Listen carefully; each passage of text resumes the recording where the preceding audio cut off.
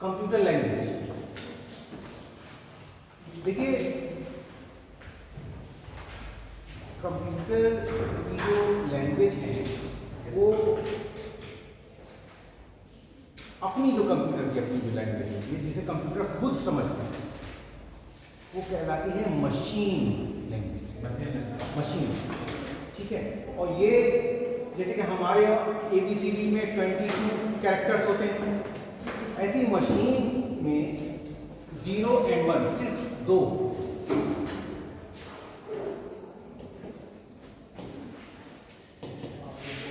Machine language में 0 और 1, सिर्फ 0 और 1। और इसी 0 1 असल में 0 क्या है? 0 है ऑफ और 1 means on. Of and on,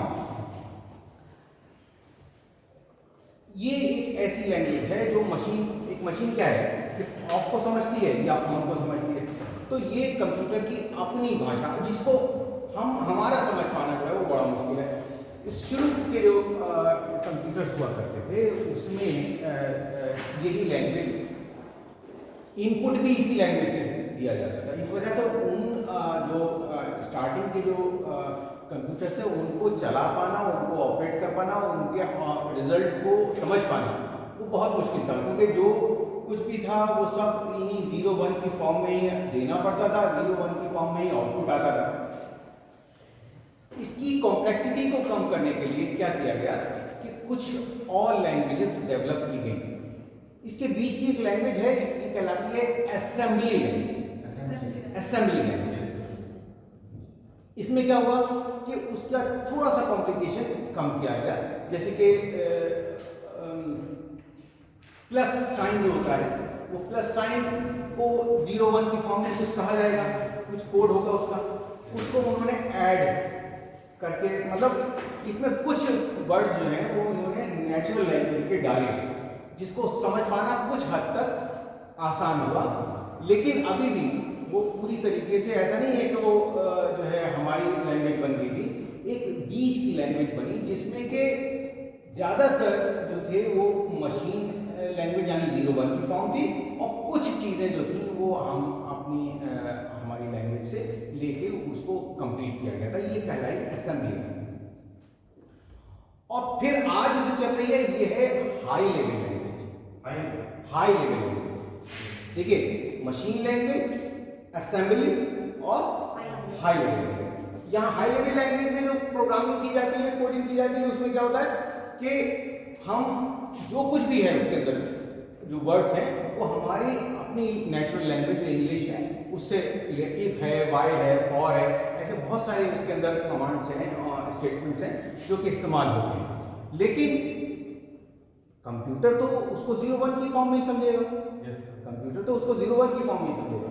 तो होता क्या है कि हमारी फाइल जो हमने बनाई है, हम उसको कन्वर्ट किया जाता है मशीन लैंग्वेज में, और फिर उस फाइल को कंप्यूटर समझता है। तो 3 तरीके की languages, machine language, assembly language and high level. यहाँ पर लो लेवल लैंग्वेज भी कभी कभी इस्तेमाल कहा जाता है, टर्म इस्तेमाल होता है लो लेवल लैंग्वेज। अगर हम इसको कहें कि लो लेवल लैंग्वेज और हाई लेवल लैंग्वेज, तो जितनी आप इसको इस तरीके से समझिए कि हमारी नेचुरल लैंग्वेज से कोई लैंग्वेज जितनी करीब रहेगी वो है हाई लेवल लैंग्वेज, और मशीन लैंग्वेज से कोई लैंग्वेज जितनी करीब रहेगी वो होगी लो लेवल लैंग्वेज। यानी कि जो मशीन लैंग्वेज है और असेंबली लैंग्वेज है ये है लो लेवल लैंग्वेज, और जो बाकी इसके बाद की जितनी भी लैंग्वेजेस हैं वो है हाई लेवल लैंग्वेजेस। ठीक है, समझ में आ गई बात? ठीक है, आगे बढ़े।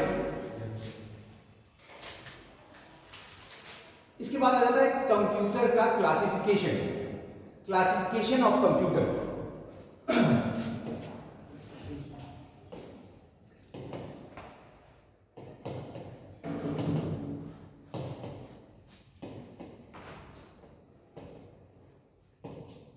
क्लासिफिकेशन ऑफ कंप्यूटर, कंप्यूटर को कैसे क्लासिफाइड किया जाए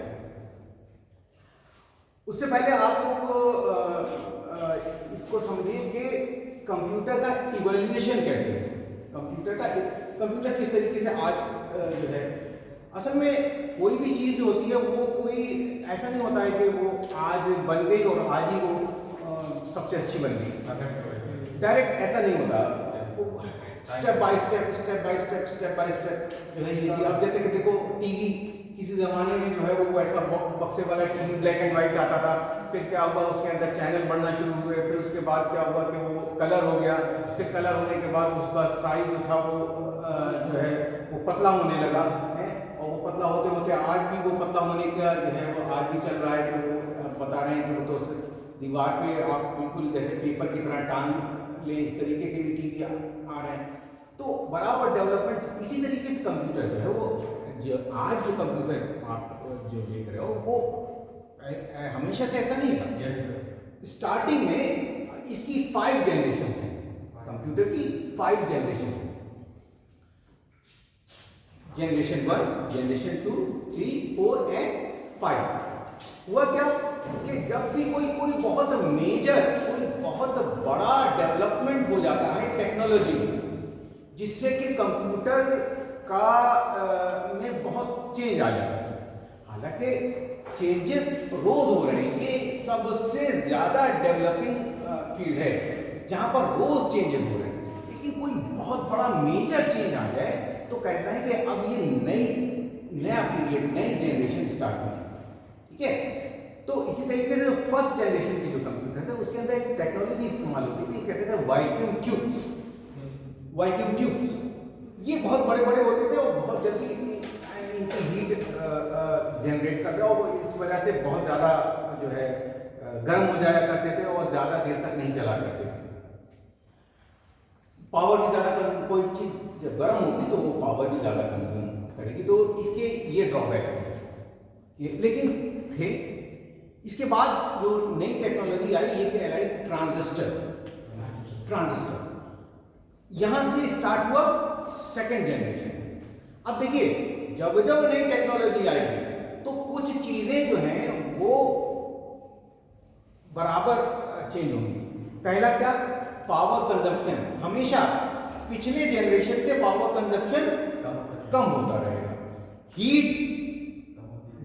हीट जनरेशन कम, साइज छोटा होगा, बड़ा साइज छोटा होता चला जाएगा, स्पीड बढ़ती रहेगी, घटती रहेगी, बढ़ती रहेगी। तो ये जैसे जैसे अब जैसे जब ट्रांजिस्टर आया तो उसने वैक्यूम ट्यूब्स को किक ऑफ किया कि आप तुम्हारी जरूरत नहीं, अब हम। तो ट्रांजिस्टर क्या हुआ, वैक्यूम ट्यूब से बहुत छोटे थे, पावर कंजम्पशन कम था, पावर कंजम्पशन कम होने की वजह से जो है इलेक्ट्रिसिटी कम लेने लगे और हीट कम जनरेट करते थे और ज़्यादा ड्यूरेबल थे, ज़्यादा देर तक चलने वाले थे, और तो उससे साइज भी छोटा हो गया क्योंकि वैक्यूम ट्यूब से छोटे होते थे, साइज छोटा हो गया। इसी तरीके से फिर नई टेक्नोलॉजी आई जिसे कहा गया IC, integrated circuit, third generation integrated circuit. वही चेंजेस जो वैक्यूम ट्यूब से ट्रांजिस्टर में आए, यानी कि साइज और छोटा हो गया, इलेक्ट्रिसिटी कंजप्शन और कम हो गया, स्पीड और ज़्यादा बढ़ गई, ये सारी चीज़ें जो है वो। फोर्थ जो जनरेशन आई ये आई VLSI, very large scale integrated circuit. Very large, इन्हीं आईसी होती है, आईसी का आपने नाम सुना होगा।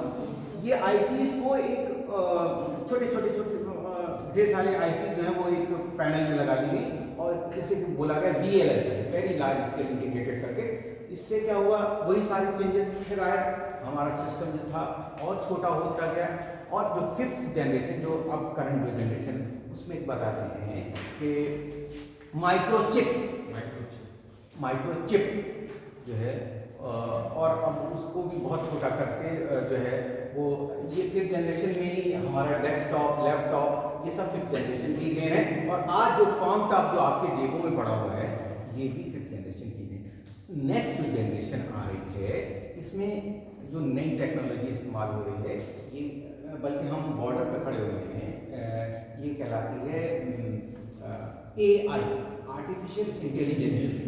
आर्टिफिशियल इंटेलिजेंस जो आर्टिफिशियली जो समझ है, एक मशीन को किस तरीके से समझ दी जाए कि मशीन, जैसे कि कोई गाड़ी है, वो गड्ढा आएगा तो गड्ढे में गिर जाएगी, लेकिन उसमें कैमरे लगा दिए जाएंगे, कैमरे जो है उसको देखेंगे कि साथ कोई गड्ढा तो नहीं है, और वो गड्ढा होगा तो उसको उस तरीके से ऑटोमेटिक करेगा। हाँ, तो ये नेक्स्ट उसकी बात, तो समझ में आ गया किस तरीके से डेवलपमेंट हुआ कंप्यूटर का। तो जो मेजर टेक्नोलॉजीज जो आई, vacuum tubes, transistor, IC, VLSI, very large microchip, और साथ साथ में और भी बहुत ही मेजर जो डेवलपमेंट है वो मैं बता दूँ। अब पढ़ते हैं क्लासिफिकेशन। कंप्यूटर को क्लासिफाइड कैसे किया जाए, कंप्यूटर को किस तरीके से। कंप्यूटर वैसे तो 3 तरीके, पहला analogue computer, digital computer and hybrid computer. बहुत तेजी से हम आपको बता रहे हैं। एनालॉग कंप्यूटर्स ये कंटिन्यूअसली डेटा के ऊपर काम करते हैं, कंटिन्यू डेटा। आपने देखा होगा जैसे कि घड़ी होती है, पहले मशीन वाली घड़ी चलती थी ना, ये एनालॉग है, वो सेकंड जो है वो की सुई बराबर चलती रहती है। डिजिटल घड़ियाँ जिसमें कि वो आता है, डिजिट्स आते हैं, उसमें क्या होता है 5:55 तो 55 मिनट है, वो 55.5 नहीं है, वो 56 नहीं है, 55 है, 55 के बाद सीधे 56। तो उस इस तरीके की, जैसे कि आप थर्मामीटर में देखोगे, थर्मामीटर में जो एनालॉग थर्मामीटर होता है उसमें वो पारा जो होता है वो आपको एक अंदाजा लगता है कि साहब ये होगा आसपास, लेकिन वही थर्मामीटर जब डिजिटल हो जाता है तो वो एक्यूरेट फिगर आती है आपके पास कि अगर 101 है तो 101 है, वो 100 नहीं है। ठीक है, तो ऐसे जो कंप्यूटर्स होते हैं जो वॉल्यूम्स के ऊपर, जो वोल्टेज के ऊपर, साउंड के ऊपर जो काम करते हैं, ये कहलाते हैं एनालॉग कंप्यूटर्स। डिजिटल कंप्यूटर्स जो हम जो कंप्यूटर्स पे जो काम करते हैं, ये डिजिटल कंप्यूटर्स हैं। 0-1 की फॉर्म, जैसे हमने बताया कि 0-1 क्या है, डिजिट है, तो इस वजह से इनको कहा जाता है डिजिटल कंप्यूटर्स। ठीक है, समझ किसी को अगर कुछ असल में ज़्यादा चीज़ पढ़ाना है, इस वजह से कल मुझे ऐसा एहसास हुआ कि शायद इतनी जल्दी हो नहीं पाएगी, इस वजह से हम अपनी स्पीड थोड़ा बढ़ा रहे हैं। कहीं पे अगर आपको कुछ पूछना हो तो प्लीज़ पूछ सकते। Digital computer, hybrid computer, third one जो है वो हाइब्रिड कंप्यूटर है। हाइब्रिड कंप्यूटर्स में ये दोनों क्वालिटी होती हैं, हाँ, एनालॉग और डिजिटल दोनों, एनालॉग और डिजिटल दोनों। आपने देखा होगा मरीज के पास वो एक मॉनिटर रखा होता है, उसमें लाइन चलती होती है। स्क्रीन होते हैं, लेकिन सर इनका सबसे ज़्यादा काम तो सर CPU का होता है जी। सर जो कंप्यूटर होते हैं, हाँ, सर ये तो लगभग सबकी एक स्क्रीन होती है, लेकिन इनका सर मेन काम तो CPU ही करता है। एक्चुअली कंट्रोल करता है। आपकी बात सही है, आपकी बात। कल इसी टॉपिक को हमने डिस्कस किया था कि कोई भी चीज तब कंप्लीट है जब वो काम करने लायक है। अगर वो काम करने लायक नहीं, सपोज क्या मैं आपको सीपीयू दे दी, आप उसे क्या कर लेंगे? कुछ इनपुट कर पाएंगे, कुछ आउटपुट कर पाएंगे? आप कहेंगे साहब यही तो कंप्यूटर है, पीसी से काम करें, कुछ नहीं कर सकते। ठीक है, तो कंप्यूटर सिस्टम क्या है? वो सीपीयू को कंप्यूटर नहीं कहा जाता। कंप्यूटर तब होगा जब उसके सारे पेरिफेरल्स वो जो काम करने लायक बनाए, तब वो पूरा सिस्टम कहलाएगा कंप्यूटर सिस्टम। ठीक है, खाली सीपीयू में वो सीपीयू है, आप उससे क्या कर पाएंगे बताइए? और किसी को कोई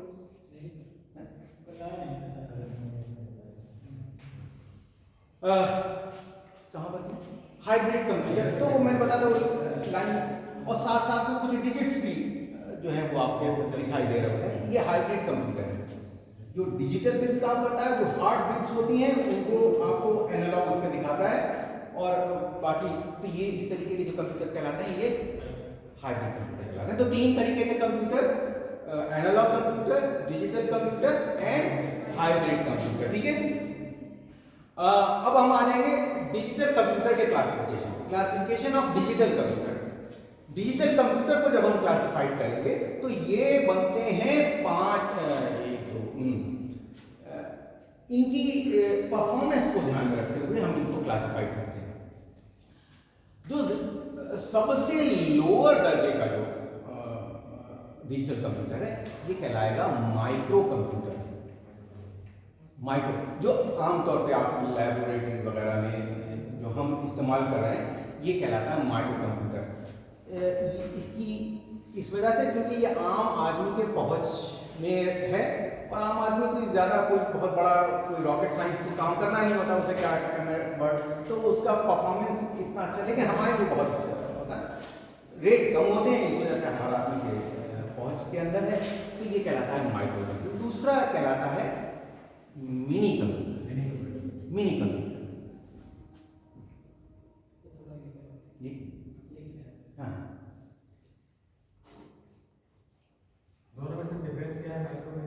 थोड़ा माइक्रो कंप्यूटर बताएं, परफॉर्मेंस वाइज क्लासिफिकेशन है। माइक्रो कंप्यूटर मिनी कंप्यूटर से कम दर्जे का है, यानी कि उसकी परफॉर्मेंस कम होगी, मिनी कंप्यूटर की परफॉर्मेंस ज़्यादा अच्छी होती है। इसी तरीके से इसके बाद आता है मेन फ्रेम कंप्यूटर।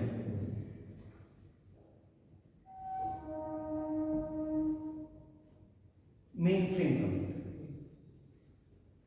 बड़ी बड़ी कंपनीज में मेन फ्रेम कंप्यूटर का इस्तेमाल किया जाता है, और उससे जो है बहुत सारे कंप्यूटर्स जोड़ दिए जाते हैं। सारा डेटा एक ही जगह पे जाके मेन फ्रेम कंप्यूटर पे सेव रहता है, और वहाँ ऐसा नहीं होता है कि इस पर हमने काम किया ये सीट मेरी है, क्योंकि सारा डेटा एक ही जगह पे है। आप कहीं पे भी बैठ जाइए, अपना डेटा एक्सेस कर लीजिए। तो इस तरीके का जो बहुत बड़ी बड़ी कंपनीज होती हैं वहाँ पर mainframe computer as a server इस्तेमाल होता है। और फिर है सुपर कंप्यूटर। सुपर कंप्यूटर सबसे ज़्यादा फास्ट अब तक जो कंप्यूटर है वो कहलाते हैं सुपर कंप्यूटर। बहुत बड़ी बड़ी, ये समझ लीजिए इसका इसकी इम्पोर्टेंस का अंदाज़ा आपको ये समझिए कि एक ज़माने में हमने अमेरिका से डिमांड की थी कि सुपर कंप्यूटर हमें भेज दो, तो उन्होंने भेजने से मना कर दिया, तो बोले हम तुम्हें नहीं देंगे। फिर इंडिया ने खुद अपना सुपर कंप्यूटर बनाया, परम 2000, ये इंडिया का फर्स्ट कंप्यूटर था। और फिर उसके बाद बहुत बड़ा एक पीरियड है जिसमें कि हम लोग इसमें तरक्की करते चले गए। बहुत बड़ी बड़ी जो साइंटिफिक लैबोरेटरीज होती हैं जहाँ पर ये रॉकेट्स वगैरह भेजे जाते हैं, और जहाँ पर एक सेकंड में मिलियन बिलियन ट्रिलियन कैलकुलेशंस चाहिए होती हैं, वहाँ पर इनका इस्तेमाल किया जाता है। Performance wise very high, the best. जाहिर सी बात है जब इतना अच्छा होगा तो फिर उसके पैसे भी बहुत ज़्यादा होंगे, इस वजह से आम लोगों के पहुँच की बात वो नहीं होती। बहुत बड़ी बड़ी जो लैबोरेटरीज होती हैं वहीं पर इसका इस्तेमाल किया जाता है। ठीक है, समझ में आ गई बात? yes, आगे बढ़े। yes. लैपटॉप में क्या होता है सर? जी, लैपटॉप मतलब किस प्रकार का? ये जितने भी मैंने बताया आपके पहुंच में जितने भी हैं, चाहे वो आपके पॉकेट वाला हो, चाहे वो आपका लैपटॉप हो, और चाहे वो आपका डेस्कटॉप हो, ये सब माइक्रो कंप्यूटर मिनी माइक्रो में कोई विशेष ज़्यादा अंतर नहीं है। फर्क है सिर्फ परफॉर्मेंस में। मिनी कंप्यूटर आपने देखा नहीं, मिनी कंप्यूटर नहीं देखा। मिनी कंप्यूटर जो होते हैं वो बहुत बड़ी फर्म नहीं, बहुत छोटी फर्म भी नहीं, वहाँ पर इस तरीके के यूज किस में होता असल में मैंने बताया ना परफॉर्मेंस वाइज ऐसा नहीं है कि कोई बहुत बड़े उसमें ये यही जो काम हम लोग करते हैं, बस ये है कि बड़े लेवल पे ये काम कराया जाता है। तो बड़ी बड़ी जो कंपनीज होती हैं, बड़े बड़े फैक्ट्रीज होती हैं वो लगा दी है। ज़्यादातर जो होता है इसका सर्वर वगैरह बनाया जाता है और उसे जोड़ के कई सारे कंप्यूटर जो होते हैं वो काम करवाए जाते हैं। हाँ जी सर मेरे आजकल जो सबसे ज़्यादा कंप्यूटर यूज ज़रा दूर से बोलिए। आजकल सबसे ज़्यादा कंप्यूटर जो यूज होता है वो माइक्रो कंप्यूटर। जी माइक्रो सिंपल कंप्यूटर क्यों नहीं यूज करते? आप यूज़ कर लेंगे, बताइए 1 करोड़ रुपए का है यही बात है, तो उसको जो है नहीं, हाँ अब ये क्या है, आप 10,000 रुपये लीजिए आप। उसका उपयोग जब एसी से काम चल जाता है तो उसको आज जो कंप्यूटर मैं बताऊं, आज जो कंप्यूटर आपकी जेब में पड़ा हुआ है इसकी परफॉर्मेंस आप कम ना समझ लीजिए। इस लेवल के कंप्यूटर से भी कम लेवल का नासा ने इस लेवल के कंप्यूटर का इस्तेमाल करके इंसान को चांद पर पहुंचा दिया, क्योंकि तब कंप्यूटर इतना ज़्यादा फास्ट नहीं थे, इससे भी कम दर्जे का। आप उसका इस्तेमाल तो करिए, आप उसका 100% यूटिलाइज कर ही नहीं पाएंगे ना। ठीक है, आगे बढ़े। यहाँ पर हम जो है कंप्यूटर का बहुत जल्दी हम कम्युनिकेशन के ऊपर आ जाते हैं। जैसे कल हमने बात किया था कि कंप्यूटर के बाद हम कम्युनिकेशन, ठीक है। कम्युनिकेशन मैंने कल भी बताया था कि कम्युनिकेशन मतलब विचार इंफॉर्मेशन का एक दूसरी जगह पे भेजने को हम और ये बहुत ज़रूरी भी है।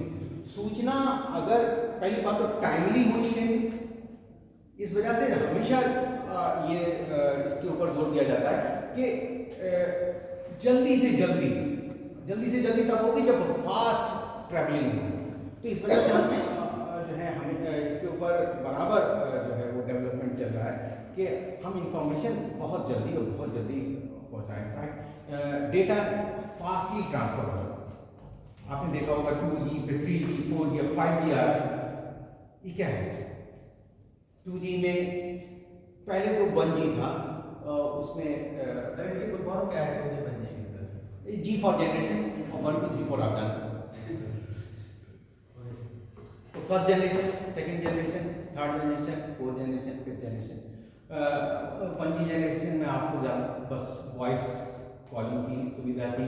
2G में क्या हुआ कि स्पीड थोड़ी सी बढ़ी और उसमें क्या हुआ फिर आप टेक्स्ट वगैरह भेजने जो है वो शुरू हो गया।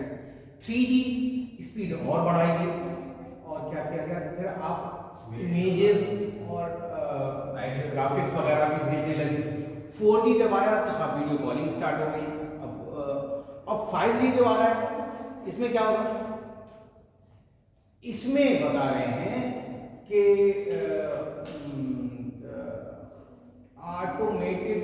ऑटोमेटिक जो कार हैं जो बिना ड्राइवर के चलती हैं, ये सब चीज़ें पूरा होम सिस्टम जो है कि साथ अपने आप दरवाज़ा खुलेगा, अपने आप ये सारी चीज़ें, ये फ्यूचर का है।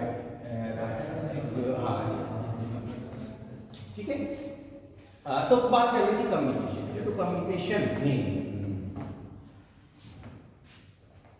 जब हम अगर हम हमेशा से कम्युनिकेट करते आ रहे हैं बातों से जो है अपनी बातों को, अपने विचारों को एक जगह से दूसरी जगह, हम जैसे बोल रहे हैं आप सुन रहे हैं, आप बोलते हैं हम सुनते हैं, तो ये भी एक तरह का कम्युनिकेशन। कम्युनिकेशन के लिए नेटवर्क होना चाहिए। नेटवर्क क्या है? जुड़ना। हाँ मैं बताऊँ, जुड़ना मतलब ये जरूरी नहीं है कि हमने आपका पैर अपना पैर बांध लिया, ऐसा नहीं। जुड़ना मतलब ये हुआ कि एक तरह की कनेक्टिविटी, माध्यम।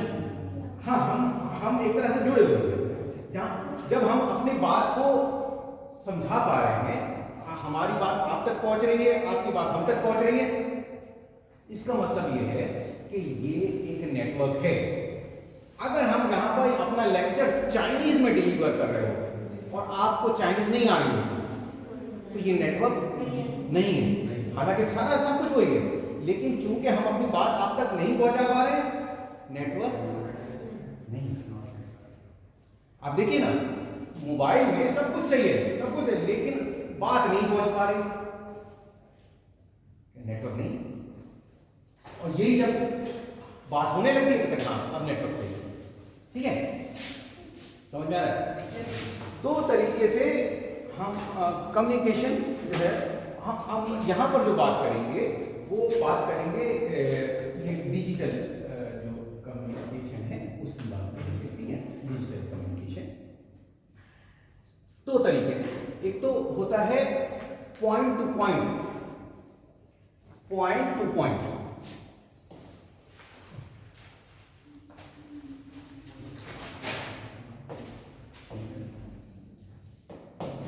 पॉइंट टू पॉइंट, और दूसरा होता है ब्रॉडकास्टिंग।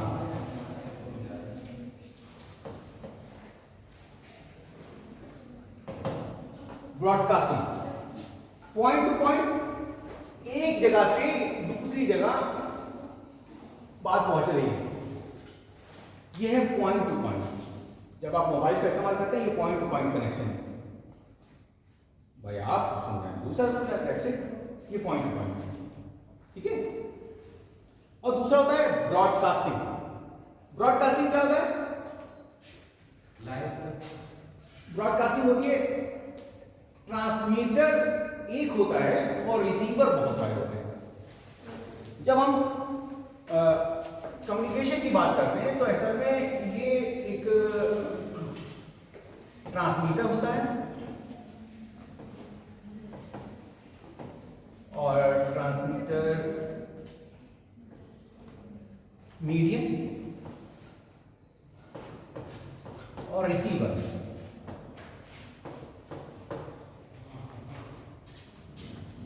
तीन चीजें होती हैं। ये अलग बात है, ट्रांसमीटर से पहले जो होता है, जो ये बात भेजने वाला है वो होगा, और रिसीवर के बाद जो होगा वो जो जिसको बात पहुंच रही होगी वो होगा।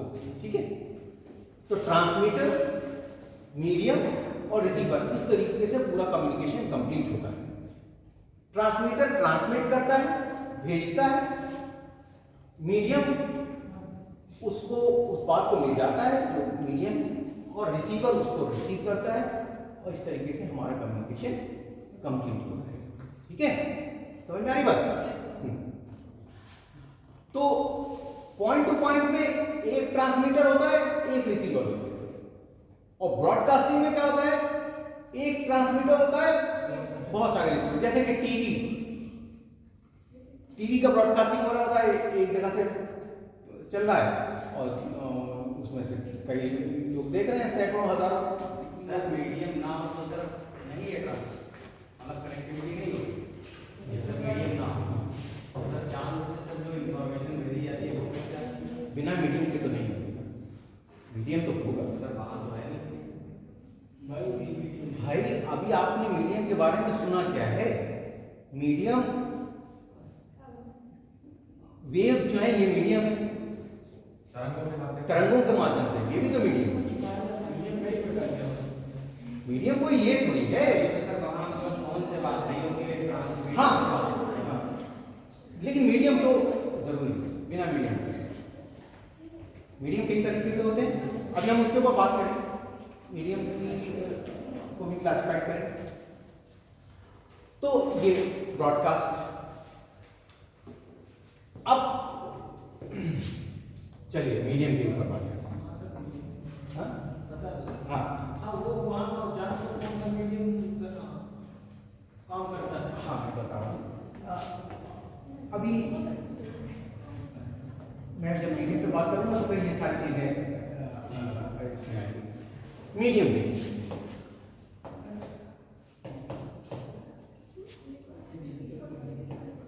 मीडियम में देखिए दो तरीके के मीडियम होते हैं कम्युनिकेशन के। पहला होता है वायर्ड और दूसरा होता है वायरलेस। वायर और वायरलेस, इसको गाइडेड और अनगाइडेड भी बोला जाता है। गाइडेड और unguided, guided media, unguided media. इसको इस तरीके से समझो, जैसे कि सपोज क्या इस टीवी से हमने एक तार जोड़ दिया यहाँ, तो हमने गाइड किया कि ये इंफॉर्मेशन यहाँ से यहाँ तक जानी है। तो क्या होगा, ये गाइडेड मीडिया है। जो हमेशा वायर जहाँ पर इस्तेमाल होंगे ये क्या कहलाएगा, गाइडेड मीडिया, जहाँ पर गाइड किया जाता है कि इंफॉर्मेशन कहाँ से कहाँ पहुँचनी है, गाइडेड मीडिया। ठीक है, हाँ यस सर। और वायरलेस जो मीडिया है ये अनगाइडेड मीडिया होता है। इसमें जैसे कि टीवी है, वो ये नहीं पता लगाएगा, वो तो पूरी तरीके से एयर में जो है वो स्प्रेड हो रहा है, आप उससे कोई भी उसको एक्सेस कर ले, ये अनगाइडेड मीडिया है। ठीक है, तो वायर्ड जो जहाँ पर वायर है वो गाइडेड मीडिया है, और जो वायरलेस कम्युनिकेशन है ये अनगाइडेड मीडिया के जरिए होता है। Is it clear? समझ में आ रही बात? जब हम गाइडेड मीडिया की बात करते हैं यानी कि वायर, तो मोस्टली जो कम्युनिकेशन में 3 तरह के तार इस्तेमाल किए जाते हैं। ये हैं twisted pair cable, coaxial cable और फाइबर ऑप्टिक केबल। जी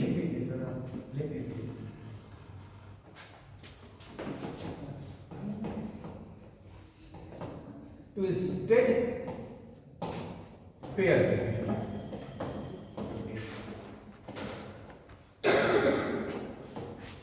कोएक्सियल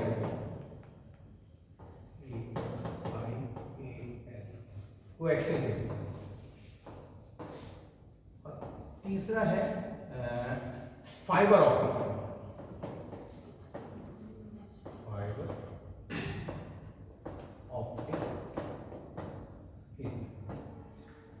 ठीक है, 3 तरह के केबल्स का इस्तेमाल होता है, twisted pair cable, coaxial cable और फाइबर ऑप्टिक केबल। स्टार्टिंग में कनेक्शन वगैरह के लिए, कम्युनिकेशन के लिए ट्विस्टेड पेयर केबल, कहीं कहीं आप अभी भी देखो ट्विस्टेड पेयर केबल देखा है, आप देखोगे टेलीफोन के तार पर होते हैं तो बहुत ढेर सारा गुच्छा होता है, उसमें रंग बिरंगे छोटे पतले पतले पतले पतले से तार होते हैं, ये ट्विस्टेड पेयर केबल है। क्या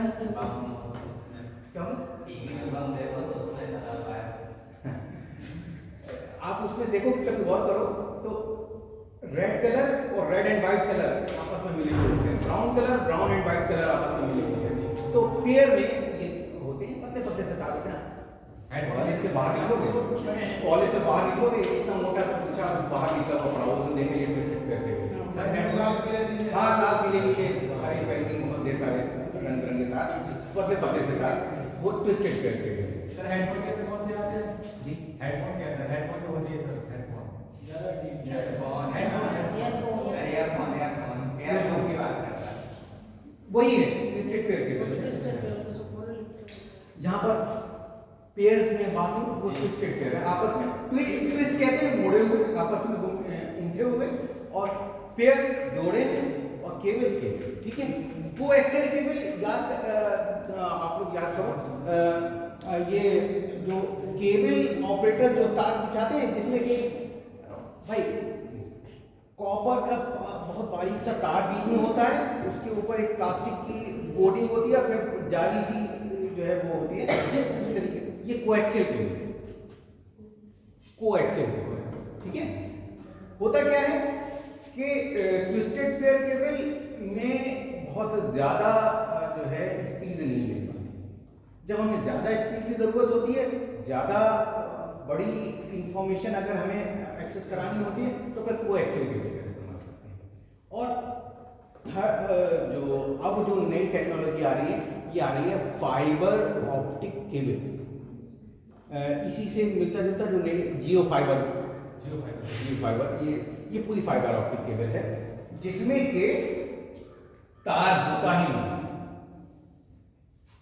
तार नहीं होता, इसमें एक बहुत बारीक सी नली होती है और उसके अंदर लाइट से वेव्स को ट्रांसफर किया जाता है।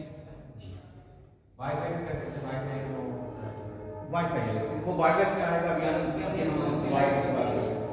फिर इसके वायर के अंदर कौन सी लाइट होती है, मतलब कौन सी इंफ्रारेड होती है या हाँ, ये सिग्नल्स भेजे जाते हैं वो क्योंकि उनके अंदर तार जो होते हैं, तार में रेजिस्टेंस ज़्यादा होता है, जिससे कि हम बहुत ज़्यादा दूर तक इसको नहीं ले जा पाते। इसीलिए आप देखोगे कि जगह जगह पे रिपीटर या ट्रांसमीटर लगाने पड़ते हैं। यहाँ पर क्या होता है कि वो उसके अंदर सिग्नल्स को भेजा जाता है और वो लाइट की से जो है चलती है। ठीक है, तो ये 3 तरीके के फाइबर ऑप्टिकल के फाइबर। ठीक है, अब हम आ जाते हैं वायरलेस। ठीक है, 2 मीडियम बताए थे, एक गाइडेड और अनगाइडेड। गाइडेड हो गया, अनगाइडेड की बात। अनगाइडेड में वायरलेस हम डेटा को भेजते हैं। ठीक है, और इसमें जो इस्तेमाल होता है वो होते हैं वेव्स, और ये हैं इलेक्ट्रोमैग्नेटिक वेव्स। हिंदी में कहेंगे उसको हाँ विद्युत चुंबकीय तरंग। इलेक्ट्रोमैग्नेटिक वेव, इनका इस्तेमाल किया जाता है। असल में होता क्या है कि हर देश जमीन के अंदर कुछ खनिज है जिसके ऊपर उस देश का विकास होता है, लेकिन जमीन के ऊपर भी बहुत कुछ है जिसका इस्तेमाल अभी तक हम नहीं कर पा रहे थे, अब कर रहे हैं। जमीन के नीचे का तो बराबर हम पेट्रोल निकाल रहे हैं, लोहा निकाल रहे हैं, दुनिया भर की चीजें निकाल रहे हैं, लेकिन अब जो है वो तो इस्तेमाल कर लिया।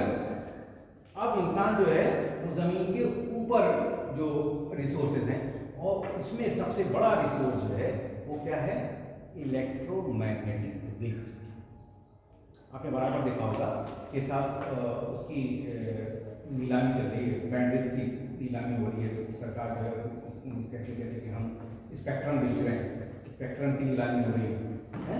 सर लाइट को जहाँ तक ले जाया जाता है वो वायर के माध्यम से ही ले जाया जाता है, इसलिए सर इलेक्ट्रोमैग्नेटिक को ऐसे छोड़ देंगे तो सर हमको भी नुकसान हो सकता है। लाइट भी एक इलेक्ट्रोमैग्नेटिक वेव है, लेकिन ये जो वेव्स होती हैं इन अलग अलग फ्रीक्वेंसीज की होती हैं। अभी पहले मेरे ख्याल से टॉपिक खत्म होने के बाद अगर आप कुछ ऐसा हो कि हम ना उसको टच कर पाए तो ठीक है, क्योंकि अभी अब स्टार्ट नहीं हुआ है। पहले देखो कि है क्या।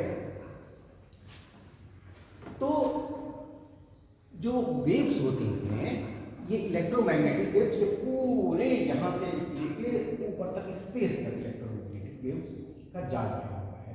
इनका इस्तेमाल अभी तक नहीं हो रहा था, अब हम स्टार्ट कर रहे हैं। कुछ हद तक हमने उसका इस्तेमाल किया। इसके लिए इस्तेमाल किया जाता है सिग्नल।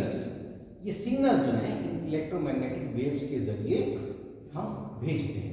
सिग्नल 2 तरह के होते हैं, एक होता है एनालॉग सिग्नल, और एनालॉग कंप्यूटर एक ही बात। मतलब जैसे एनालॉग और डिजिटल में, एनालॉग कंप्यूटर और डिजिटल कंप्यूटर में फर्क है, और वैसे ही एनालॉग सिग्नल और डिजिटल सिग्नल में फर्क है।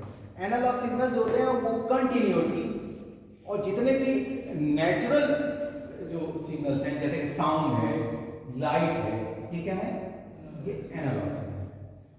और मैन मेड जो सिग्नल्स हैं वो हैं डिजिटल सिग्नल। ये इस तरीके से होते हैं।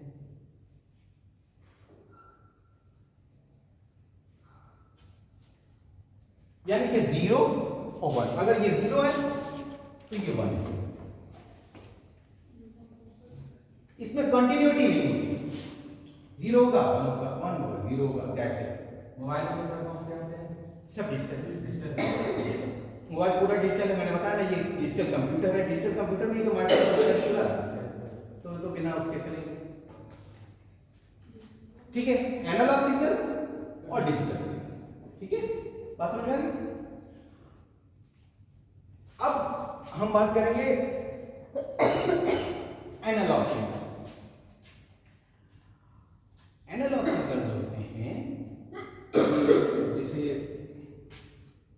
सॉरी हम वेव्स की बात कर रहे हैं, वेव, इलेक्ट्रोमैग्नेटिक वेव्स, ये इनकी अलग अलग फ्रीक्वेंसी होती है। देखिए एक चीज होगी, अभी हम बता रहा है, जैसे एनालॉग सिग्नल थे ना, ये एनालॉग सिग्नल क्या है, एनालॉग सिग्नल। ये जितनी बार ऊपर नीचे होता है एक सेकंड में, ये उसकी कहलाती है फ्रीक्वेंसी, आवृत्ति। ये मुझे हिंदी में थोड़ा सा वेरी सॉरी, फ्रीक्वेंसी है, आवृत्ति है। और मैं आपको एडवाइस दूंगा कि इंग्लिश में ही यार उसको करो, नई टेक्नोलॉजी है, कहाँ हिंदी में उसको। ये फ्रीक्वेंसी एक सेकंड के अंदर जितना ये अप डाउन होता है, ये कहलाता है फ्रीक्वेंसी, आवृत्ति, फ्रीक्वेंसी, ठीक है। और इनके बीच जो डिस्टेंस होता है ये कहलाता है वेवलेंथ। ये कुछ टर्मिनोलॉजी है जो कम्युनिकेशन में आपको आनी चाहिए। क्या वेवलेंथ होता क्या है, तो दो इस तरीके से आवृत्ति के बीच का जो डिस्टेंस होता है, मैक्सिमम डिस्टेंस तो ये भी होगा, डिस्टेंस ये भी होगा, जो मैक्सिमम डिस्टेंस होता है उसको कहते हैं वेवलेंथ, ठीक है। हाँ ये है, ये होता है। एक चीज और होती है बैंडविड्थ, बैंडविड्थ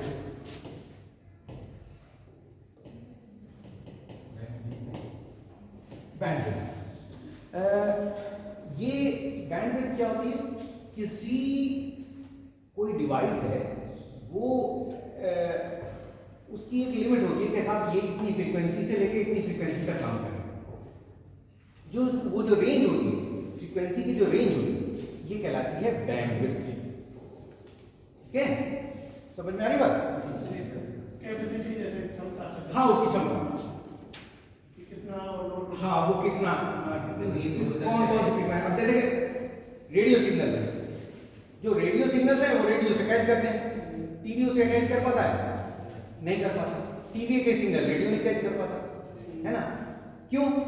क्योंकि टीवी की जो बैंडविड्थ है वो अलग है, रेडियो की बैंडविड्थ अलग है, ठीक है। समझ आएगा? ये है सारा, ये चीज होती है फ्रीक्वेंसी, इतनी फ्रीक्वेंसी से लेके इतनी फ्रीक्वेंसी तक। तो हार्ट में नापते हैं ना, कितने हार्ट में। हाँ XZ इसको नापते हैं हर्ट्ज, फ्रीक्वेंसी का जो यूनिट है वो है हर्ट्ज, ठीक है। और फिर वो उसी तरीके से बढ़ता है, जैसे कि याद करिए हमने कल आपको मेमोरी के यूनिट लिखा है, हर्ट्ज के बाद kilo hertz, mega hertz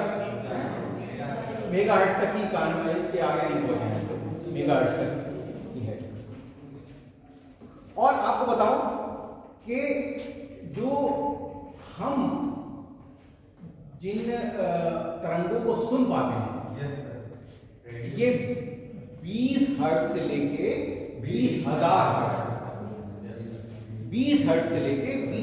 hertz तक हम सुन पाते हैं। 20,000 से ऊपर का हम नहीं सुन पाएंगे, 20 से नीचे का हम नहीं सुन पाएंगे। आपने देखा होगा कि कहते कि वो ये जानवर होते हैं, इनको भूकंप का पता चल जाता है। असल में कुछ सिग्नल्स ऐसे होते हैं जिनको हम तो नहीं कैच कर पाते, वो कैच कर लेते हैं। उनकी फ्रीक्वेंसी ऐसी होती है जो हमारे बैंडविड्थ के अंदर आती है, उनकी बैंडविड्थ में आ जाती है, वो समझ जाते हैं, वो फिर उसको रिएक्ट करते हैं, ठीक है। वो कम वोल्टेज की सुन लेते हैं, जी 20 से कम 20 से कम की भी सुन लेते हैं।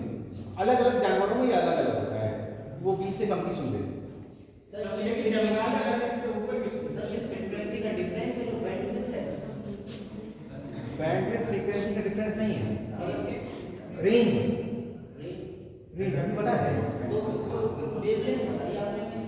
वेवलेंथ ये है, ये वेवलेंथ है, दो फ्रीक्वेंसी के बीच का मैक्सिमम डिस्टेंस जो है वो वेवलेंथ कहलाएगा। बैंडविड्थ किसी स्पेसिफिक डिवाइस जिस फ्रीक्वेंसी रेंज के ऊपर काम करता है, ये उसकी बैंडविड्थ कहलाती है। क्लियर?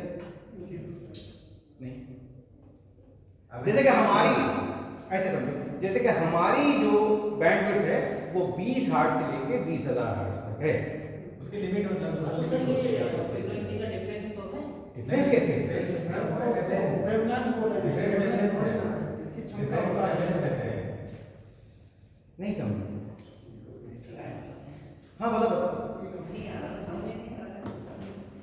फ्रीक्वेंसी समझ में आए? फ्रीक्वेंसी नहीं अच्छी बात है, नहीं समझ में आ रहा, मैं बता रहा हूं। अच्छी बात है। इस वजह से कि आप रिएक्ट कर पा रहे हैं और मैं उसका जवाब दे पाऊंगा। अब वो पता चला हम बोले जा रहे हैं, आप लोगों को समझ में आए ना समझ में आए, आप रिएक्ट नहीं करेंगे तो उससे क्या फायदा भाई? मैं पढ़ाने आया हूं, मुझे तो चाहिए तब लगेगा कि जब सबके समझ में आएगा। दो फ्रीक्वेंसीज के बीच में जो मैक्सिमम लेंथ होती है ये वेवलेंथ कहलाती है। ठीक है, समझ में आ गई बात? अब जो इलेक्ट्रॉनिक जो डिवाइसेस होते हैं कम्युनिकेशन के, ये फ्रीक्वेंसीज के ऊपर काम करते हैं। कोई स्पेसिफिक डिवाइस जितनी फ्रीक्वेंसी के ऊपर काम करेगी, कोई एक फ्रीक्वेंसी नहीं होती, उसमें रेंज होती है कि साहब 10 से लेकर 20 फ्रीक्वेंसी तक ये काम करेगी। तो ये 10 से लेकर 20 फ्रीक्वेंसी, 10 हर्ट्ज से 20 हर्ट्ज तक तो क्या है ये उसकी रेंज है। ये रेंज जो कहलाती है ये कहलाती है बैंडविड्थ। ये डिस्टेंस तो नहीं हुआ ना? ठीक है, हाँ नहीं समझ में आया? जैसे चार्ज की क्षमता होती है कितने किलोवाट का, ये हाँ। टेम्परेचर है। मैंने बताया ना, जैसे कि टीवी की जो बैंडविड्थ है वो अलग है, रेडियो की बैंडविड्थ अलग है, हमारी बैंडविड्थ अलग है, सबकी अलग है जिस पे वो काम करते हैं। ठीक है, तो ये एक चीज और बताएं। सर फ्रीक्वेंसी ज्यादा होगी तो बैंडविड्थ कम होगी या ज्यादा होगी? ये अपोजिट रहता है। अगर फ्रीक्वेंसी ज्यादा होगी, बैंडविड्थ नहीं, वेवलेंथ की बात है। वेवलेंथ अगर ज्यादा होगी तो फ्रीक्वेंसी कम होगी।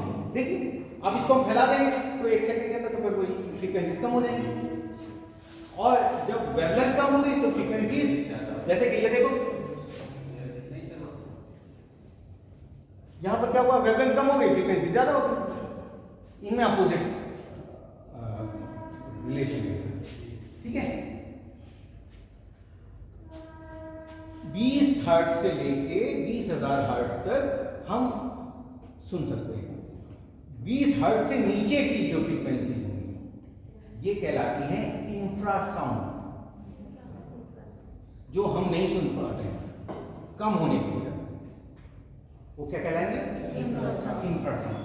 और जो ज्यादा होने की वजह से, यानी कि 20,000 से ऊपर की जो फ्रीक्वेंसीज कहलाएंगी ये क्या कहलाएंगी? अल्ट्रासाउंड। Infrasound, ultrasound. ठीक है, समझ में? अल्ट्रासाउंड आपको समझ होगा, ये उसी की बात कर रहे हैं। ये इतनी बात क्लियर हो गई? अब होता क्या है, ये जो सिग्नल्स हैं इनको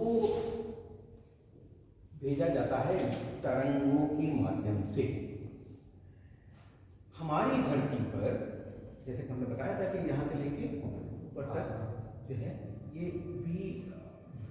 ये जो वेव्स का एक जाल सा फैला हुआ है, इनको 3 भागों में डिवाइड किया गया है। कितने भागों में? 3 भागों। ग्राउंड वेव प्रोपोगेशन,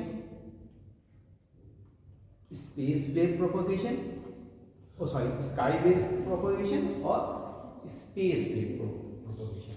ठीक है, ग्राउंड, स्काई, स्पेस, यानी कि सबसे नीचे ग्राउंड है, उसके बीच में स्काई है और स्काई से ऊपर स्पेस है। इस तरीके से याद रखिएगा, 3 तरीके से 3 उसको बांटा गया है। Ground wave propagation, sky wave propagation और स्पेस वेव प्रोपोगेशन। ठीक है, होता क्या है कि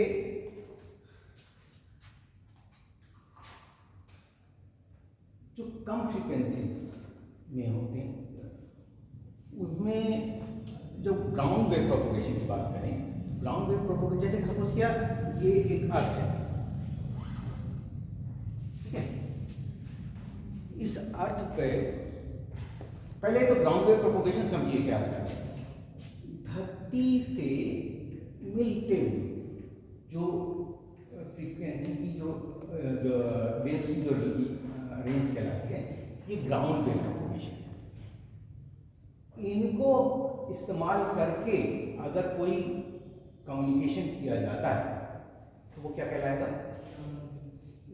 वो ग्राउंड वेव होगा, ठीक है। इनकी फ्रीक्वेंसीज जो होती हैं वो कम होती हैं और कम होने की वजह से ये ज़्यादा असल में धरती से बहुत नीचे रहती है, तो जो अर्थ है, जो धरती है, वो इसकी एनर्जी को एब्जॉर्ब कर लेता है और ये बहुत जल्दी छीन हो जाती है, लीक हो जाती है। इस वजह से वो ज़्यादा दूर तक ट्रेवल नहीं कर पाती और ऐसी जो कम्युनिकेशन कहलाएगा वो ज़्यादा दूर तक, जैसे कि वॉकी टॉकी 10 मीटर की रेंज तक के अंदर आप उसका इस्तेमाल करते हैं वॉकी टॉकी का, है ना। उसमें कोई सीमेंट तो लगाया नहीं जाता और उसके ऊपर बाहर चले जाओगे तो सिग्नल कैच करना बंद कर देते हैं। ब्लूटूथ की कनेक्टिविटी सर, ब्लूटूथ कनेक्ट वो अलग चीज़ है, उसमें हम बात में आएंगे, तो वो अलग चीज़ है। अभी आप ये समझिए कि जो वॉकी टॉकी है ये इसका एग्जाम्पल है ground wave. Ground walkie talkie तो समझते हैं ना?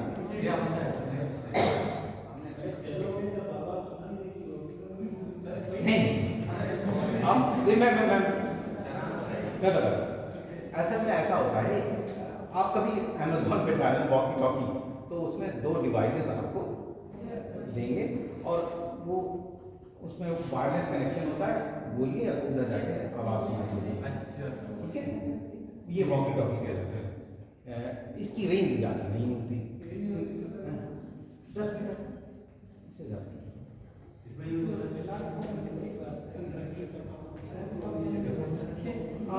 आप देखोगे अब तो मोबाइल चल गए हैं, पहले के जो क्रिकेट मैच होते थे वहाँ पर वो अंपायर जो है वो वॉकी टॉकी से ही बात किया करता था, तो वो मतलब कम डिस्टेंस में जो आपको हम चाहते हैं कि सब जैसे कि वो नहीं होता है तो ये वॉकी टॉकी एक एग्जाम्पल है। ये ज़्यादा दूर तक इसीलिए काम नहीं करता क्योंकि सिग्नल्स जो होते हैं वो जल्दी लीक हो जाते हैं, ज़्यादा दूर तक ले जाओगे तो ज़्यादा दूर तक चलेंगे नहीं। तो सपोज क्या एक यहाँ से लेके और यहाँ तक ये इतना काम करना है, लेकिन हमें यहाँ से लेके यहाँ तक भेजना है। अब क्या करें? ये तो काम करेगा नहीं। फिर एक दूसरी जुगाड़ सोची, वो क्या हुआ कि हमारा जो धरती है, मैंने बताया था 3 उसमें एक ग्राउंड वेव है, एक होता है स्काई।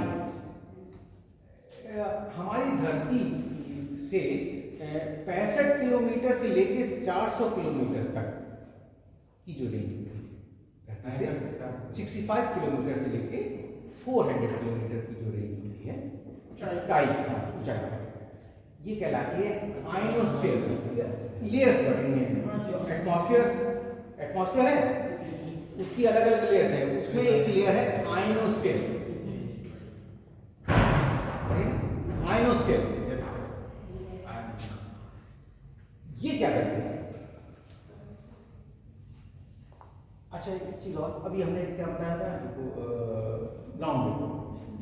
ग्राउंड वेव प्रोपोगेशन में जो काम होता है ये कुछ हर्ट्ज से लेके कुछ किलो हर्ट्ज से लेके और ये चलता है 3 मेगाहर्ट्ज, कुछ किलो हर्ट्ज से लेके 3 मेगाहर्ट्ज तक का जो वो है फ्रीक्वेंसीज जो है वो ग्राउंड वेव प्रोपोगेशन में काम करती है। 3 से ऊपर नहीं। ठीक है। अगर इन फ्रीक्वेंसीज को बढ़ा दिया तो फिर वो ग्राउंड वेव से ऊपर चली जाती है, यानी कि ये क्या आ जाती है, स्काई वेव। ठीक है। इसमें क्या होता है, एक ट्रांसमीटर लगा होता है, सपोज किया ये एक ट्रांसमीटर है और ये जो है ये आयनोस्फीयर है। आयनोस्फीयर क्या करता है, 3 मेगाहर्ट्ज से लेके 30 मेगाहर्ट्ज, 3 मेगाहर्ट्ज से लेके 30 मेगाहर्ट्ज तक, और कभी कभी 40 मेगाहर्ट्ज तक, 3 से 40 तक ऐसे जो वेव्स होती हैं उनको रिफ्लेक्ट कर देता है। क्या कर देता है, रिफ्लेक्ट कर देता है। यानी कि ये तरंगे यहां भेजी गई और रिफ्लेक्ट करके वो यहां आ गई, यानी कि हमने ट्रांसमिशन यहां से लेके यहां तक कर दिया। समझ में आया नहीं? जबकि ग्राउंड वेव में क्या था, हम यहीं तक लिमिट थे, यहां से हमने क्या किया, इतना कर लिया। यह है स्काई वेव प्रोपगेशन। ठीक है, समझ में आया? तो जैसे जैसे हम उनको बढ़ाते चले जाएंगे, फ्रीक्वेंसी की रेंज को बढ़ाते चले जाएंगे, वैसे वैसे अब हमें और ज्यादा चाहिए।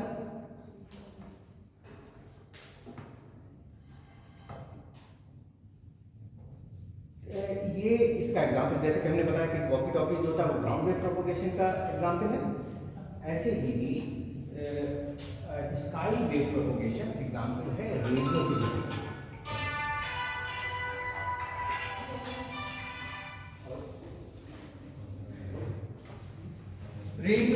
रेडियो के जो सिग्नल आते हैं, रेडियो पे जो अब तो रेडियो कोई सुनते ही, तो शॉर्ट वेव, मीडियम वेव जो बात होती थी, आपको शायद किसी के पास रेडियो हो, तो वो जो रेडियो के जो सिग्नल्स होते थे, ये सिग्नल जो हैं ये क्या कहलाते हैं, स्काई वेव। ठीक है, इनके लिए कोई टावर वावर नहीं लगाया जाए। सर एंटीना लगा होता है रेडियो के अंदर, सर साइड में एंटीना लगा तो रेडियो के अंदर इससे सिग्नल आते हैं रेडियो को। हाँ, उसको कैच करने के लिए लगाया जाता है, कोई रिसीव तो करेंगे। ग्राउंड वेव में भी थोड़ा सा लगा होता है, उसमें भी आपको देखोगे वॉकी टॉकी का भी सर्च कर लेना, लगा होता है। सर पायलट तो इसका यूज नहीं करते, पायलट जब बात करते हैं पायलट से ऊंचाई से जब प्लेन उड़ाते हैं, हाँ, सर नीचे से, तो सर इसी का यूज तो नहीं करते? हाँ, इसका इस्तेमाल करते हैं। इसका पायलट स्पेस में थोड़ी जाते हैं, वो तो हाँ जी, वो यही जी। और फिर आ जाता है स्पेस वेव। जो ग्राउंड लेवल से ऊपर सर 65 से 400 के नीचे काम करता है जी, ये इसका ही सर। हाँ जी, इससे नीचे काम करता है, 65 से नीचे ग्राउंड वेव होता है। ग्राउंड वेव 65 तक। हाँ, वो 65 काम करता है। सर 65 किलोमीटर या 65 मीटर तो नहीं है सर? असल में ये रेंज है जो ये हमने बताई आपको, स्काई वेव की रेंज जो बताई वो 65 किलो, आयनोस्फीयर के बताया ना, आयनोस्फीयर। इसके नीचे जितना भी कम्युनिकेशन होगा वो सब ग्राउंड वेव का होगा। 3 ही तरीके के इसमें कैटेगरी है, ग्राउंड वेव, स्काई वेव और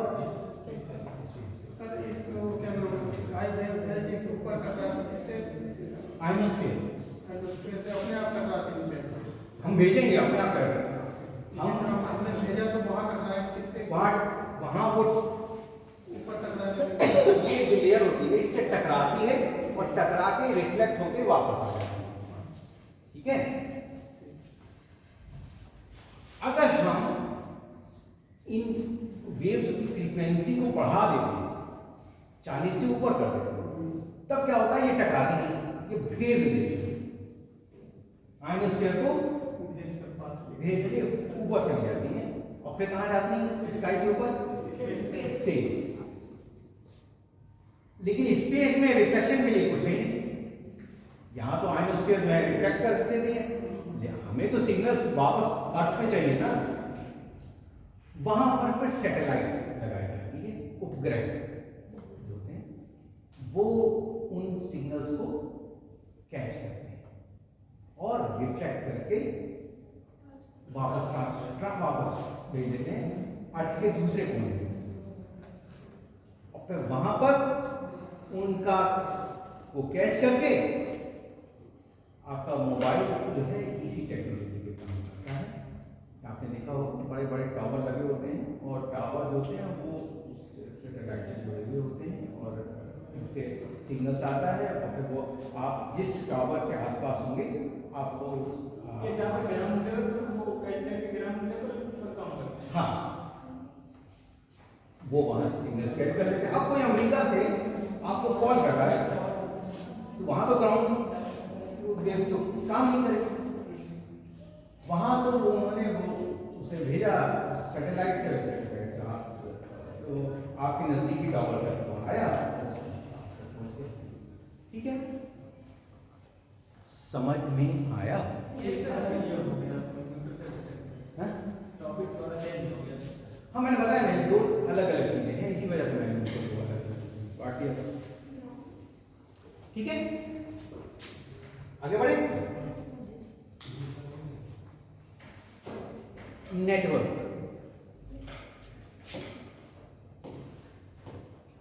भाई हमारी राइटिंग इस पर असल में कभी इसको पढ़ाया नहीं, इस वजह से थोड़ा नेटवर्क।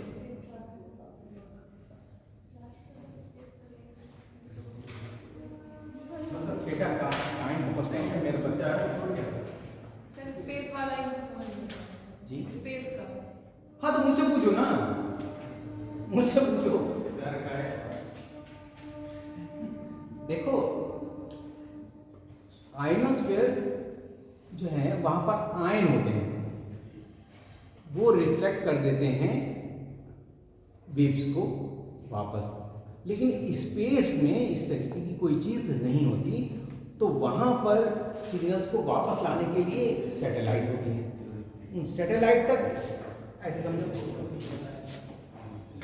ये अर्थ है, ये अर्थ है, जस्ट लिसन, ये अर्थ है, ये आयनोस्फीयर है और इसके ऊपर कहीं पे ये सैटेलाइट टंगी हुई है। ठीक है, हमने यहां से भेजी गई और वो 40 से ऊपर था, तो जो 40 से ऊपर होगी वो उसको पार करके ऊपर चली जाएगी। यहां पर भी ये सैटेलाइट जो होती है उसको रिसीव करती है और रिसीव करके वापस अर्थ पे भेज देती है। यहां पर एक टॉवर लगा हुआ है जिस पे रिसीवर लगा है।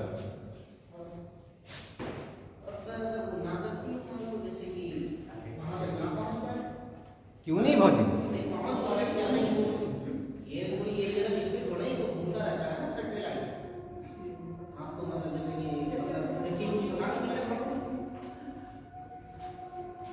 इसके अलग अलग, हर सैटेलाइट के अलग अलग ऑर्बिट होते हैं। वो उस ऑर्बिट के हिसाब से, जैसे कि स्पेस वो घूमता रहता है, वैसे वैसे उसके हिसाब से उसका ऑर्बिट भी घूमता रहता है। तो वो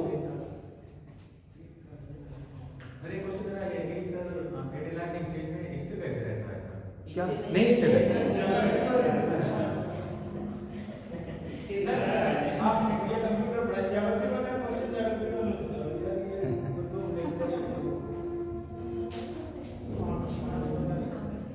ऑर्बिट होते हैं अलग अलग ऑर्बिट, और ये डिपेंड करता है कि हमारा जो सैटेलाइट हमने भेजा है वो किस मकसद से भेजा है और कितनी ग्राउंड अर्थ पे कितनी रेंज पे वो काम करने वाला है, उसके हिसाब से उस सैटेलाइट को उसके ऑर्बिट में टांगा जाता है और फिर उसके हिसाब से वो काम करता है। ये पहले से तय होता है कि उसको कहाँ पर ले जाके टांगा जाएगा, तो कहाँ पर कितने समय तक काम करेगा। हाँ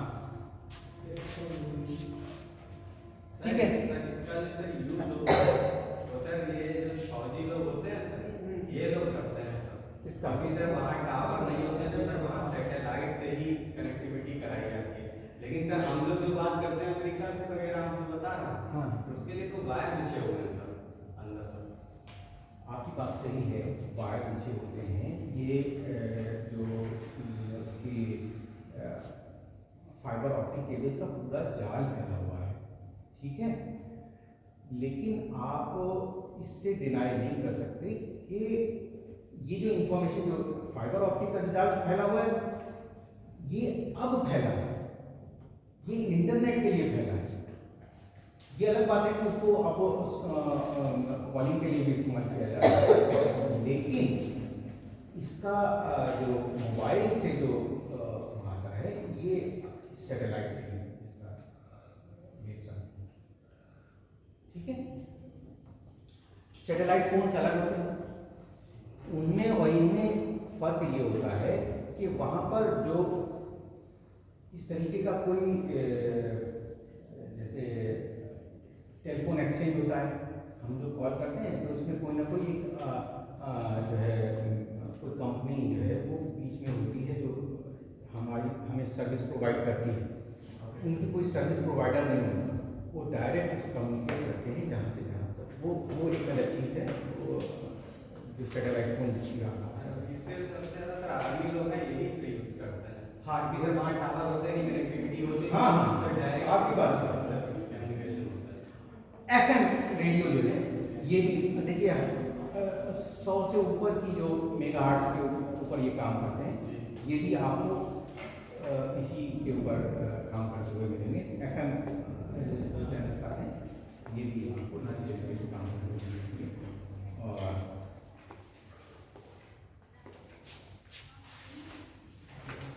नेटवर्क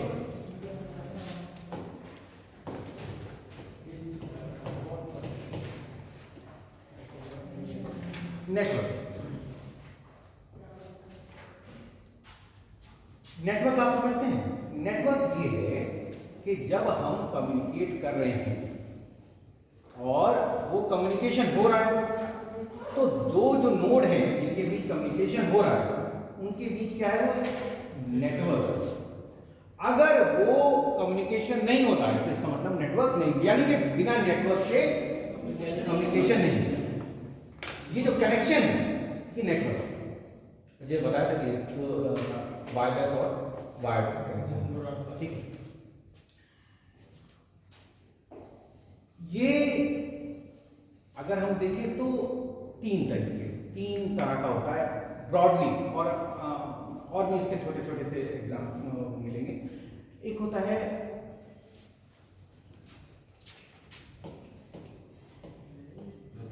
लैंड, मैन, वैन, local area network, metropolitan area network और wide area. Local area network, metropolitan area network और wide area. Metropolitan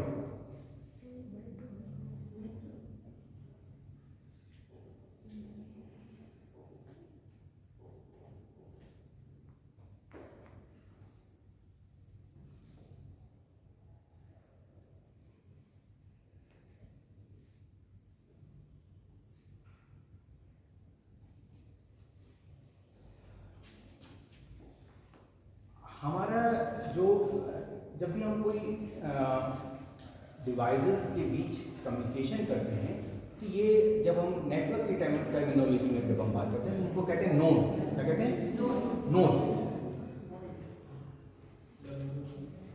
NOD, node. Local area network, देखिए इनको जो नेटवर्क को क्लासिफाई किया गया, उनको जो वर्गीकृत किया गया है वो उनके कितना फैले हुए, उनका साइज क्या है उसके अकॉर्डिंग इनको क्लासिफाई किया गया। लेकिन लोकल एरिया नेटवर्क ये एक ऐसा नेटवर्क है जहां पर जो नोड्स होते हैं वो आपस में जुड़े हुए होते हैं और ये ज़्यादा फैले हुए नहीं होते हैं। इसमें जैसे कि सपोज का एक लैब है, लैब में 15-20 कंप्यूटर रखे हुए हैं और उनको जोड़ दिया गया है, तो ये क्या है, ये एक लोकल एरिया नेटवर्क है। एक बिल्डिंग के अंदर आप कंप्यूटर्स को जोड़ दो, नोट्स को जोड़ दो, ये भी एक लोकल एरिया नेटवर्क। एक प्रेमिसेस है, आप कॉलेज में एक नेटवर्क का जाल फैला दो, ये क्या है, लोकल एरिया नेटवर्क है। इसके अंदर नोड्स की तादाद ज्यादा नहीं होती। इसका सर मीडियम वायरलेस और वायर दोनों तरीके से हो सकता है। हाँ जी, दोनों तरीके से हो सकता है। ठीक है, ये तो मैं पहले ही जिक्र कर चुका हूँ। हाँ।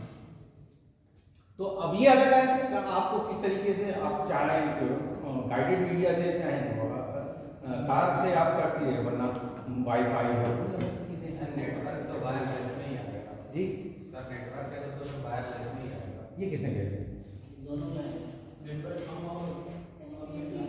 भाई हमने तार से दो चीजों को जोड़ दिया है तो ये नेटवर्क नहीं है।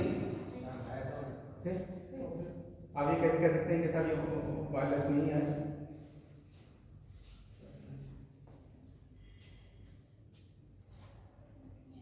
तो अगर हम उसका साइज ज्यादा नहीं है,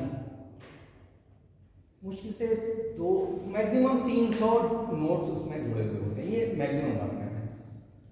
2, 3, 4, 5 कितने भी हो सकते हैं, मैक्सिमम 250-300 नोट्स होते हैं और ज़्यादा फैले हुए नहीं होते हैं। एक बिल्डिंग के अंदर, एक प्रेमिसेस के अंदर एक इंस्टीट्यूट जो है वो अपना जो नेटवर्क पर्सनली जो लगा देता है, वो नेटवर्क क्या कहलाता है, लोकल एरिया नेटवर्क कहलाता है। ठीक है, इसके ऊपर अगर वो नेटवर्क फैलता है, अगर वो उस प्रेमिसेस से बाहर चला जाता है, फिर वो किसी स्पेसिफिक सिटी का साइज ले लेता है।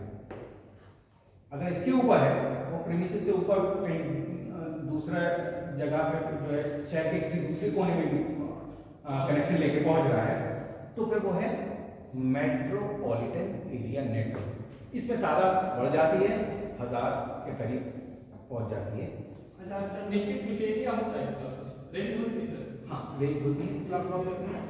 ऐसा कोई स्पेसिफिक नहीं है कि आप इतने किलोमीटर है, उससे आधा किलोमीटर आगे पहुंच गया तो आप, ऐसा कोई स्पेसिफिक नहीं है। लेकिन देख के ये अंदर आप उसको बता सकते हैं कि साथ की लोकल है या मेट्रोपॉलिटन है या वाइड। ठीक है, ऐसा कोई हार्ड एंड फास्ट रूल नहीं है कि साहब इतनी रेंज में रहेगा। हाँ, जैसे कि कई किलोमीटर तक की एरिया कवर कर सकता है। हाँ, कुछ किलोमीटर तक का एरिया ये कवर कर और पूरी सिटी का जितना पूरी सिटी का। मैं बता रहा हूँ, मैं एग्जाम्पल दे दूँ तो आप समझें। सर ये नोड क्या चीज है? नोड आप बताएं। जब हम किसी नेटवर्क से दो डिवाइसेस को जोड़ देते हैं तो वो इस नेटवर्क की टर्मिनोलॉजी में इसको नोड कहते हैं। जो नेटवर्क जिस सिरे से दूसरे सिरे तक जाता है, ये दो सिरे जो है ये नोड कहलाते हैं। जो दो डिवाइसेस नेटवर्क से जुड़ी हुई हैं ये नोड कहलाते हैं। ठीक है, कहाँ पर क्या बात है? Local area.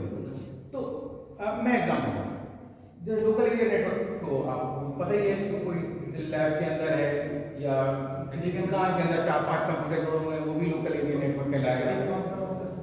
सिटी के अंदर सर वाईफाई भी जी वाईफाई। हाँ, wifi. Metropolitan area network example जैसे कैसे समझे, जैसे केबल ऑपरेटर नहीं होते, जैसे कि एक टेलीफोन यहाँ रख दिया, ये ऑफिस में एक वहाँ जैसे ये लोकल एरिया नेटवर्क है, दूर थोड़ी गया है पर एक ही उसमें लेकिन वो केबल ऑपरेटर नहीं होते। केबल ऑपरेटर घर घर जाकर टीवी के कनेक्शन देते हैं और फिर आपसे पैसे लेते हैं। उनका रेंज बहुत लंबा होता है, वो कहाँ के मैंने कई मोहल्ले तक वो कनेक्शन डिस्ट्रीब्यूट करते हैं, बड़ी लंबी रेंज होती है। और कहीं कहीं तो बड़े बड़े ऑपरेटर्स होते हैं, पूरा शहर कवर करते हैं। ऐसा जो नेटवर्क आता है ये मेट्रोपॉलिटन एरिया नेटवर्क है, जो पूरी सिटी या कुछ किलोमीटर का एरिया कवर कर सकता है। ठीक है, समझ में आएगा? इस रेंज को भी कोई नेटवर्क पार कर जाए तो फिर वो क्या कहलाता है? Wide area. तो फिर वो वाइड एरिया। फिर इसकी कोई लिमिट नहीं है, ये पूरे देश में भी फैला हो सकता है और पूरी दुनिया में भी फैला हो सकता है। इसके ऊपर कोई नेटवर्क नहीं होता। तो लोकल एरिया, मेट्रोपॉलिटन एरिया और वाइड एरिया, ठीक है। इसको रेंज वाइज आप ऐसे भी समझ सकते हैं, लो रेंज, मीडियम रेंज और हाई रेंज। इसका कोई एग्जांपल है? वाइड एरिया इंटरनेट बहुत बड़ा एग्जाम्पल है। आपके टेलीफोन का नेटवर्क जो है ये भी पूरी दुनिया में अब इसका नेटवर्क काम करता है। ये सारे जी मोबाइल के अंदर कौन सा नेटवर्क है? मोबाइल फोन के अंदर ये भी वाइड एरिया नेटवर्क वाइड है नहीं? आपका कॉल कानपुर से आ जाता है भाई, नेटवर्क है तभी तो आ रहा है। एक क्षेत्र विशेष का सर वो नेटवर्क करता है तो उसका क्या होता है? जैसे कहीं वो लगाना भाई तो उसका नेटवर्क बंद कर देते हैं तो वो क्या होता है? अब वो ऐसा होता है कि जैसे कि हमने बताया था कि अलग अलग ये सारे टॉवर्स में काम होता है। कुछ स्पेसिफिक टॉवर्स होते हैं वो जाम होते हैं, वो सिग्नल्स जहाँ पर लेते हैं और भेजते हैं, तो उसके आसपास का एरिया जो होता है ठीक है। कभी ये कोई राइट्स वगैरह हो जाते हैं, ऐसा लगता है कि जो है सर्विस रोक दी जाती है। हाँ सर्विस रोक दी जाती है। सर्विस कोई टावर से होती है तो उनसे कहा जाता है, कंपनी से कहा जाता है कि आप जो है इस एरिया में अपनी सर्विसेज बंद कर दीजिए, बंद कर देते हैं। जैसे डिश टीवी कनेक्शन जो हम लोग लेते हैं सर वो किसमें आएगा? वाइड एरिया जी आप डिश होता है ये क्षेत्र विशेष में ही नहीं, किसने कह रही है? कौन सा डिश टीवी है? जो कनेक्शन वाली जो लेते हैं कनेक्शन वाला वो डिश टीवी थोड़ी कराएगा, वो केबल कनेक्शन कराएगा। डिश टीवी तो वो दूसरा वाला है, जैसे कि वो टाटा का आता है, इसको लगा डाला तो लाइन लगा दी। वो मैंने बताया ना, केबल ऑपरेटर वाला मेट्रोपॉलिटन एरिया नेटवर्क। और वो जो होते हैं टाटा और डिश टीवी है वो मेट्रोपॉलिटन, ठीक है।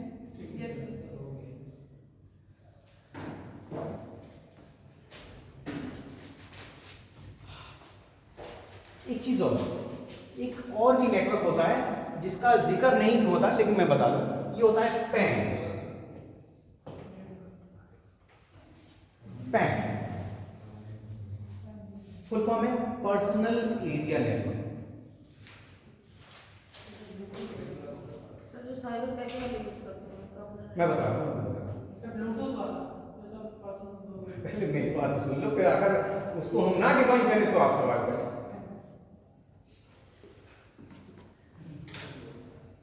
पर्सनल एरिया नेटवर्क ये परमानेंट नेटवर्क नहीं होता, ये कुछ टाइम के लिए इस्टेब्लिश किया जाता है, कुछ टाइम के लिए। जैसे कि सपोज क्या आपने दो मोबाइल को ब्लूटूथ से जोड़ लिया, ये हमेशा तो नहीं जोड़े रहेंगे ना भाई, हमें कुछ फोटो वगैरह लेना नहीं, ब्लूटूथ से जोड़ लिया, ऐसा जो नेटवर्क कहलाता।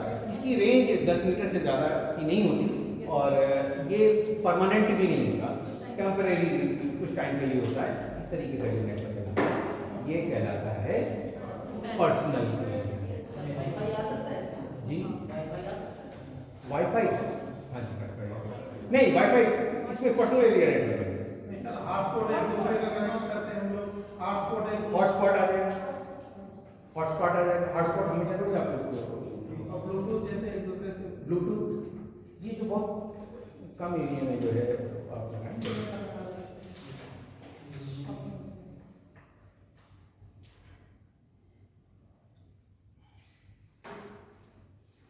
ठीक है, आगे बढ़े।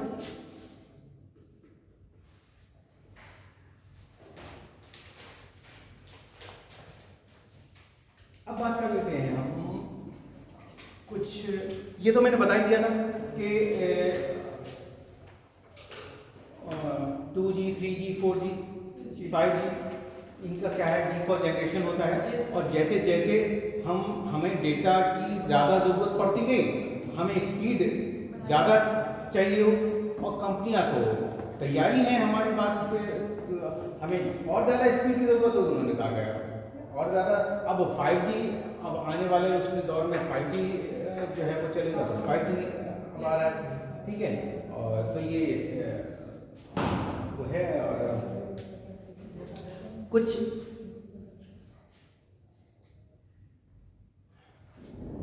वाईफाई,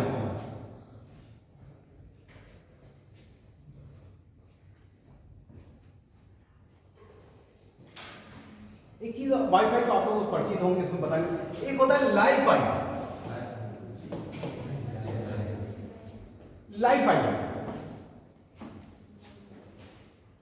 लाइव से जो है आपको ना, ये भविष्य की टेक्नोलॉजी जो इस्तेमाल हो रही है, ये live phi.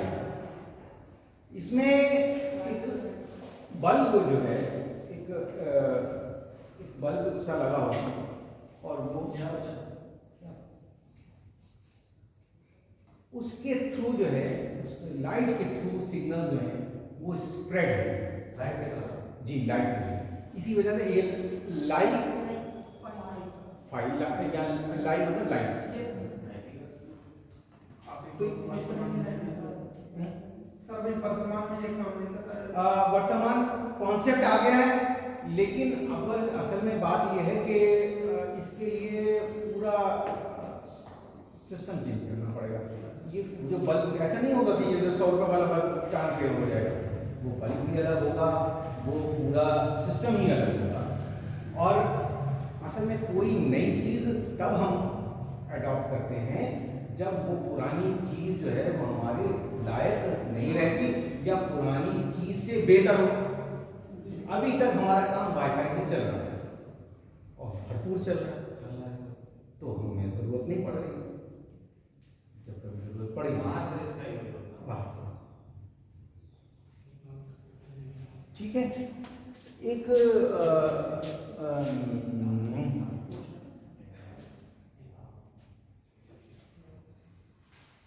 Frequency identification, FID,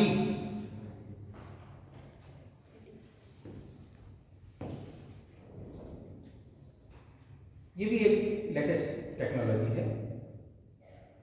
frequency identification, कहीं पर RFID भी बोला जाता है, रेडियो फ्रीक्वेंसी आइडेंटिफिकेशन। एग्जाम्पल बता दें, जैसे कि ये नहीं स्टार्ट होते हैं फास्ट टैग। फास्ट टैग का कॉन्सेप्ट समझ रहे हैं? वाईफाई से क्या होता है स्पॉट में से क्या होता है, रेडियो पे ऐसा उससे वो करते हैं पैसे। FID जी। हाँ, जैसे ऐसा होता है ना कि टोल होते हैं ना, उसमें सरकार आपसे पैसे लेती है कि साहब हमने ये सड़क बनवाई है, इसका पैसा दे दो, तो उन्होंने जगह जगह पे टोल लगा रखे हैं। पहले जो सिस्टम ये होता था कि गाड़ी से आप उस सड़क पे चल रहे हैं, तो जहाँ टोल आया तो वहाँ पर आपको बैरियर लगा दिया, साहब पहले पैसे दीजिए, तो वो पैसे देंगे, फिर वो उसकी रसीद काटेगा, अगर आपके पास बड़ा नोट है तो फिर उसके चेंज भी देगा। इतना टाइम किसी के पास नहीं है कि हम उसे रोकें, या फिर तो सरकार ने कहा कि ठीक है, आप ये फास्टैग लगाओ। फास्टैग एक स्टिकर होता है, इसमें आपकी गाड़ी की जानकारी, आपके अकाउंट की जानकारी, सब कुछ इसके अंदर होती है। इसमें रिचार्ज होता है पर्सनली, वही अकाउंट तो है, मैं बैंक अकाउंट की बात नहीं। जैसे सर सिम में रिचार्ज होता है तो सर इससे बैंक का क्या? अरे भाई, मैं बैंक के अकाउंट की बात नहीं कर रहा हूँ, मैं ये कह रहा हूँ कि जो रिचार्ज है वो एक तरह का उसके अंदर बैलेंस है ना, वो तो अकाउंट हो गया वो। तो वो आप स्टिकर लगा दीजिए, और वहाँ पर जहाँ पर टोल, तो वहाँ पर उसके रीडर लगे हुए हैं, एक तरह के कैमरास टाइप के, वो उसको जैसी आपकी गाड़ी पे वो स्टिकर वो कैप्चर कर लेते हैं। कैप्चर करके उनको जितना पैसा काटना होता है वो काट लेते हैं, और आपके पास मैसेज आ जाता है कि आपने इतना पेमेंट कर दिया है, आप अपना मतलब बिना रुके ये कहानी चलती रहती है ये, ठीक है। Yes, sir. इसके अलावा अब आप पूछिए अगर कुछ।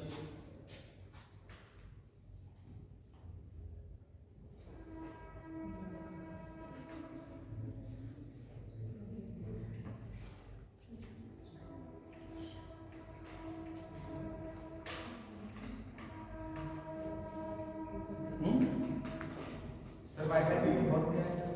वाईफाई की फुल फॉर्म क्या है? वायरस फिडेलिटी, वायरलेस फिडेलिटी, ये माइनी ये लाइन सही बता, वायरलेस फैसिलिटी और लाइट फैसिलिटी।